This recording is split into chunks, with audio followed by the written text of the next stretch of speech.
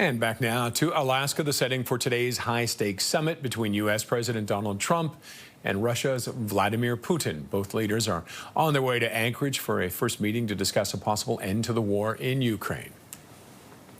And joining me now is John Bolton, former national security advisor to Donald Trump. John, thank you again for joining us as always.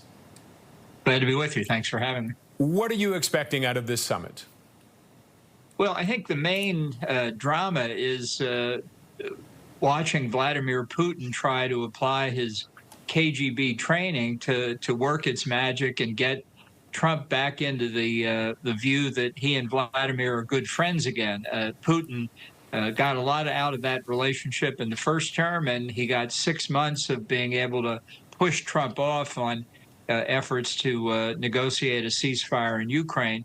I think Putin must understand, though, at the end of the first 6 months, he had pushed Trump a little bit outside his comfort zone, and he needs to turn that around in order to address really all of the potential issues, whether on Ukraine or the broader U.S. Russia bilateral relationship.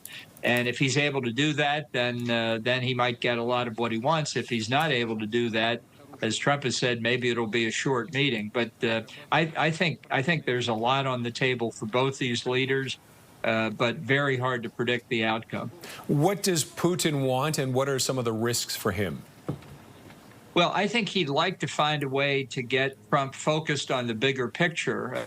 He suggested yesterday, for example, that with the New START nuclear arms control treaty expiring next year, that would be something for the two of them to talk about. That could be an outcome of this meeting. They could say, we're going to name teams and begin immediate discussions on a successor to New START. Now, none of that has any impact in the real world, except it does show that Putin has likely pushed off the earlier Trump threat of sanctions against Russia, secondary sanctions on purchasers of oil and gas, if Putin's able to do that. I'm sure if they have a discussion of Ukraine, Putin would like to try to persuade Trump that his peace plan, quote unquote, is actually a fair plan, and try and get Trump to buy in on it. We don't know if that's going to happen, but certainly that would be high on Putin's list of objectives. Does it feel like Trump is focused on Ukraine, or could he be distracted and start going towards the bigger picture things that you mentioned?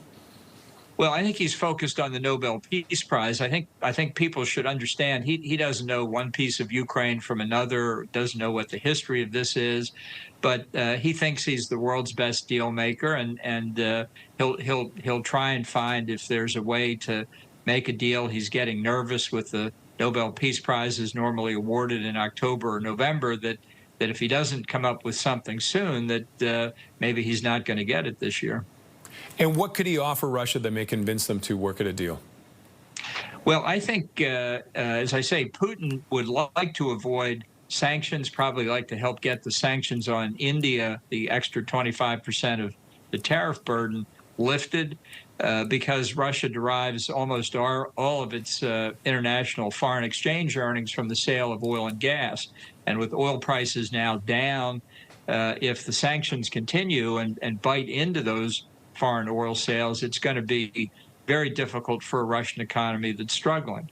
And I think part of the appeal of the economic discussions with the U.S.